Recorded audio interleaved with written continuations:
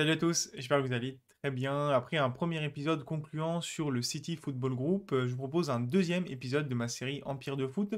Je vous ai demandé quel serait le groupe, le milliardaire que vous voudriez que j'étudie et vous avez choisi que ce soit Red Bull. Donc dans ce deuxième épisode, je vais vous parler un petit peu de l'histoire de la galaxie Red Bull, mais aussi des clubs qui en font partie. Empire de foot, épisode 2, on est parti.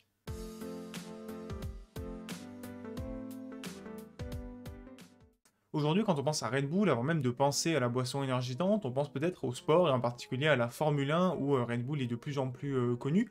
Pourtant, à la base, l'entreprise qui a été créée par Dietrich Mateschitz en 1984 s'est fait connaître pour ses boissons énergisantes qui aujourd'hui sont vendues dans plus de 170 pays à des milliards d'exemplaires. Mais Dietrich, il avait de la suite dans les idées parce que dès la création de son entreprise, il s'est dit que ça serait intéressant de l'associer au sport et notamment au sport extrême d'extérieur avec le slogan Red Bull donne des ailes. Et donc dès le début des années 2000, Red Bull en parallèle des boissons énergisantes s'investit dans le sport de plusieurs manières différentes. On a bien sûr la sponsorisation de sports extrêmes, notamment des événements en escalade, en VTT, en moto. Le plus connu c'est peut-être celui du saut de Félix Baumgartner d'un ballon de 39 km de hauteur en 2012.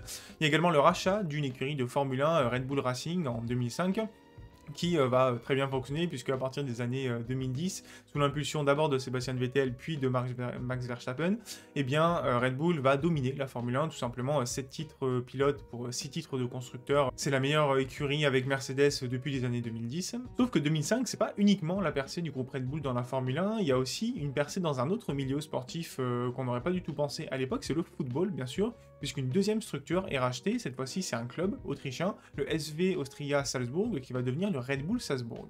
Et à ce moment-là, on peut déjà noter une petite différence avec par exemple le City Football Group, c'est que Red Bull va directement impulser son identité au club récemment acheté, puisque dès 2005, le SV Austria Salzbourg va donc devenir le Red Bull Salzbourg.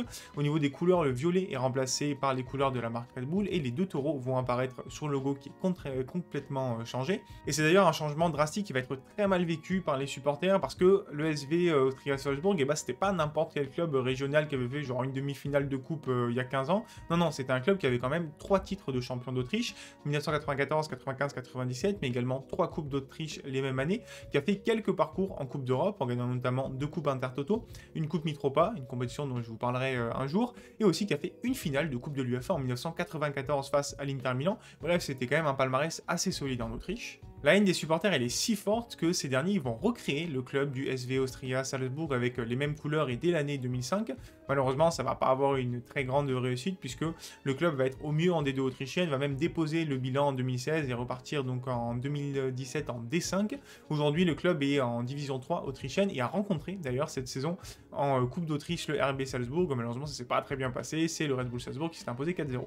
Le Red Bull Salzbourg, justement, lui, est devenu une place forte de l'Autriche, peut-être le meilleur club d'Autriche en ce moment, via les investissements de Red Bull, mais aussi via une cellule de scouting assez impressionnante, je vous en reparle à la fin de la vidéo.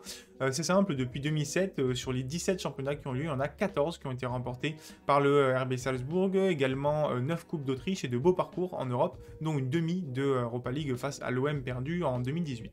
Donc le Red Bull Salzbourg est le premier club de la galaxie Red Bull, mais il va être très vite rejoint par un autre club en 2006, et comme pour le City Football Group, c'est aux États-Unis que Red Bull va aller investir, mais cette fois-ci, c'est pas une franchise qui est créée, mais qui est rachetée par le groupe Red Bull, c'est la franchise de Metro Stars de New York, qui devient alors les New York Red Bulls. Là encore, c'est un club historique qui est racheté par le groupe Red Bull, puisque Metro Stars est une des franchises fondatrices de la MLS, et toute l'identité visuelle est évidemment modifiée pour coller à nouveau au groupe Red Bull. Les résultats n'étaient pas top avant le rachat de Red Bull et ça va être beaucoup mieux ensuite puisqu'il y a notamment une finale MLS dès l'année 2008 qui est perdue face à Columbus, mais ensuite de 2003 à 2018 il y a énormément de qualifications pour les phases de play-off. Il y a une coupe MLS qui a été remportée également en 2008. D'ailleurs, si vous voulez en savoir un peu plus sur la MLS, je vous renvoie à ma vidéo sur la compétition que je vous mettrai en description. Et comme souvent pour des créations de franchises avec des gros investisseurs derrière, il y a quelques grands joueurs qui vont faire des passages au New York Red Bulls. Je pense bien sûr à Thierry Henry, mais il y a aussi Juninho par exemple qui est passé par là. Bon, et si on revient à l'année 2006, du coup, eh bien, normalement, Red Bull aurait dû racheter un second club cette même année, parce que, bon, bah, la MLS et l'Autriche, c'est bien gentil, mais c'est pas le top niveau européen, par exemple, et donc, ils avaient commencé à prospecter en Allemagne, ils avaient trouvé un petit club dans la ville de Leipzig, à l'est de l'Europe, qui venait d'accueillir notamment des matchs de la Coupe du Monde 2006. Le club local était en 4ème division, et donc Red Bull a essayé de le racheter, et après de longues négociations, eh bien, finalement, les supporters ont réussi à arrêter le rachat, tout simplement, du club. Ils étaient fortement opposés à cette prise de pouvoir de Red Bull, ils ont réussi à faire capoter le process.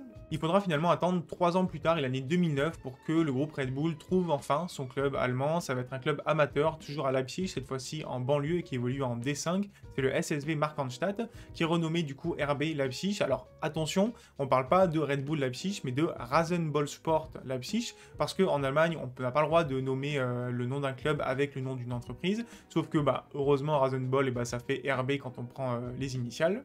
Et ce RB Leipzig, eh bien, ça va devenir le fer de lance du projet footballistique de Red Bull, puisque à base de scoutisme, d'investissement et de développement de jeunes et de jeux assez offensifs, eh bien, en 7 saisons, le club va passer de la D5 à la Bundesliga. Et dès sa première saison en Bundesliga, le RB Leipzig va se qualifier pour la Ligue des Champions. C'est une ascension éclair.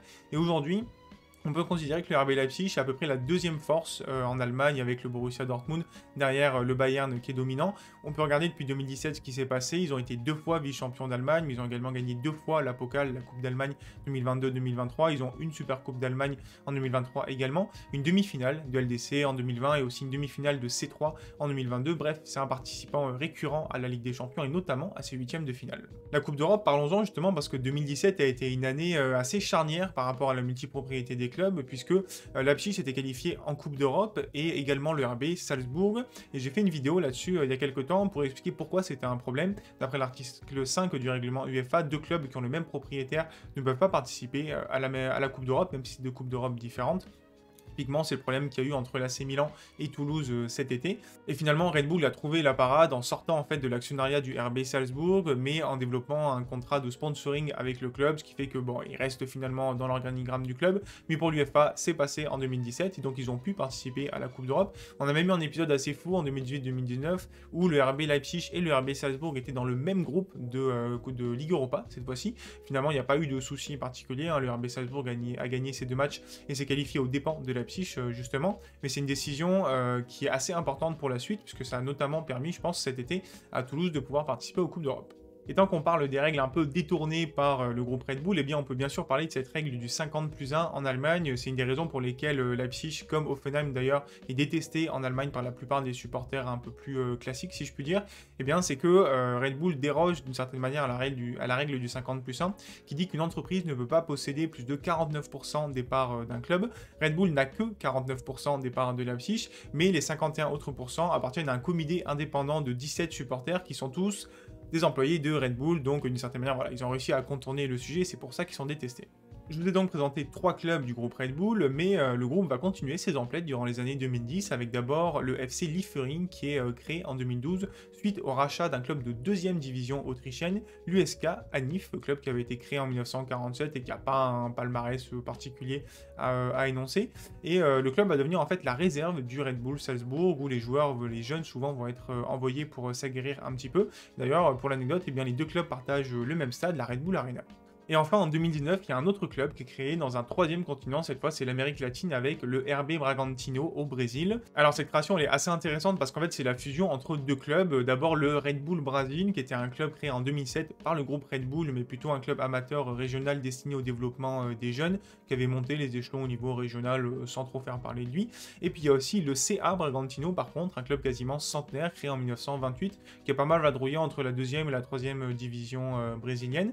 Et donc les 2 clubs fusionnent en 2019, prennent l'identité de Red Bull, bien sûr, deviennent le Red Bull Bragantino, et en fait, ça va être une année un peu fondatrice pour le club, parce que cette même année, le club monte en 1re division brésilienne, puis ensuite va réussir à se qualifier pour la Copa Sudamericana, qui est la 2e compétition continentale en Amérique latine. Ils vont faire une run incroyable en 2021 jusqu'en finale, et malgré la défaite face à un autre club brésilien, eh bien, ils se qualifient pour la Copa Libertadores. Bref, en quelques années, ce club devient un des clubs de premier plan au Brésil, et cette saison, notamment, eh bien, le club est 3e de 1re division brésilienne, et se bat presque pour le titre, c'est quand même pas rien. Et enfin, je peux vous parler de 2 autres projets assez intéressants, même s'ils sont, moins importants, je dirais. Ils permettent quand même à Red Bull de s'implanter dans 2 autres continents. D'abord l'Asie avec un partenariat avec un club indien, le FC Goa, qui a débuté en 2020. Un club du haut de tableau du championnat indien qui a été créé en 2014 et qui est notamment en tête du championnat cette saison. Alors bon, on n'en est qu'au début, mais quand même c'est une bonne performance. C'était un accord qui prévoyait d'organiser des camps d'entraînement pour des jeunes joueurs en Inde, des programmes de formation d'entraîneurs et d'échange de compétences. De ce que j'ai lu, je ne crois pas que le contrat a été renouvelé suite à la fin de ce contrat en juin 2023, mais quand même c'était intéressant à noter. Et puis surtout, il y a la création d'un club au Ghana, en Afrique, en 2008, via le rachat d'un petit club qui s'appelait Soccer School Lavantal de Sogapoke.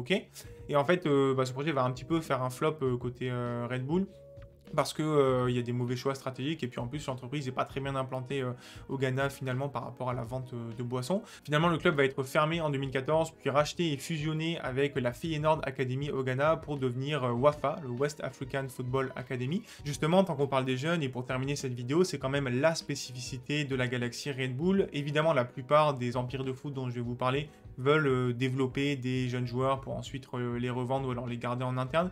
Mais Red Bull est quand même plutôt précurseur sur ce sujet-là et fait très bien son travail. Grâce à un large réseau de scouting, eh bien, le groupe Red Bull arrive à dénicher des pépites et ensuite les garde en interne pour pouvoir les former au sein de ces différents clubs, puisque le groupe est quand même implanté maintenant dans 3 continents, voire 5 si on compte les anciens projets. Je vous affiche la carte maintenant de tous les clubs ou projets du groupe Red Bull. Et donc l'idée c'est de détecter ces joueurs-là et de les faire rentrer dans le groupe Red Bull. Soit ils sont déjà suffisamment matures pour rejoindre l'équipe première par exemple de Leipzig, qui est le club phare du groupe Red Bull, soit ils sont encore trop jeunes, ils ont besoin d'être maturés. Dans ce cas-là, ils vont rejoindre les clubs satellites du groupe, que ce soit au Brésil, aux États-Unis ou bien sûr le FC Liefering en Autriche. L'avantage, c'est qu'il y a une étape intermédiaire maintenant, c'est le Red Bull Salzbourg, qui certes évolue dans un championnat moins connu, l'Autriche, mais qui, en gagnant régulièrement ce championnat, a accès à la meilleure compétition européenne, la Ligue des Champions. Ça permet aux joueurs de s'aguerrir à ces compétitions européennes et ensuite de pouvoir soit être vendus et faire de belles plus-values, soit d'être recrutés par le RB Leipzig et donc de participer à l'aventure d'un club qui monte en Allemagne et qui a l'objectif à terme de peut-être devenir l'un des meilleurs, voire le meilleur club en Allemagne, et pourquoi pas d'aller très très loin en Ligue des Champions. Je peux vous citer pas mal d'exemples, si on regarde notamment les pages Transfermarkt du RB Salzbourg sur les dernières saisons, eh bien on voit qu'il y a pas mal de joueurs qui sont recrutés des clubs du groupe, par exemple le FC Liefering ou le RB Bragantino. Il y a aussi pas mal de départs depuis Salzbourg, soit pour Leipzig, soit pour des belles ventes, notamment Aronson, Adeyemi pour 60 millions d'euros à l'été 2022. Les plus gros exemples, donc je peux vous parler, c'est bien sûr Erling Haaland qui quitte Salzbourg pour rejoindre directement le Borussia Dortmund, ou par contre je peux vous parler de Naby Keita, Upamecano, Leimer, Aïdara ou encore Szoboszlai, qui ont tous fait le RB Salzbourg avant de rejoindre le RB Leipzig. Et c'est sur ces quelques exemples que je vais terminer donc cette vidéo sur le groupe Red Bull. Je vous mets toutes mes sources en description, comme d'habitude, quelques autres vidéos, et notamment le premier épisode sur le City Football Group en lien en commentaire. Moi je vous laisse avec quelques questions. D'abord, qu'est-ce que vous pensez du groupe Red Bull et de son approche au niveau footballistique? Dites-le moi en commentaire. Et dites-moi aussi quel serait l'autre empire de foot que vous voudriez que j'étudie. Il y en a pas mal encore que j'ai en tête, mais voilà, dites-moi quel est celui que vous voudriez le plus voir comme épisode 3. Et en attendant, eh bien, je vous souhaite une très belle journée et je vous dis à très bientôt pour parler foot. Ciao, ciao.